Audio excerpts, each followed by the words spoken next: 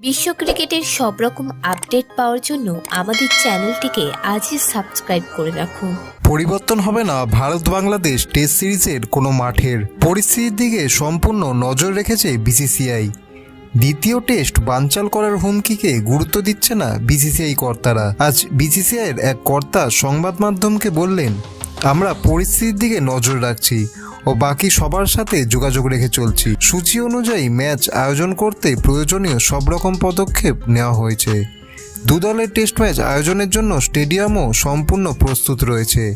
ভারতের দ্বিতীয় টেস্ট কানপুরেই হবে, তবুও কানপুরের পাশাপাশি আরেকটি কেন্দ্রের দিকেও নজর রাখা হচ্ছে। 27 সেপ্টেম্বর থেকে দ্বিতীয় টেস্ট শুরু হওয়ার কথা কানপুরে। গত রবিবার প্রথম টেস্টের জন্য 15 সদস্যের ভারতীয় দল ঘোষণা করেছে বিসিসিআই।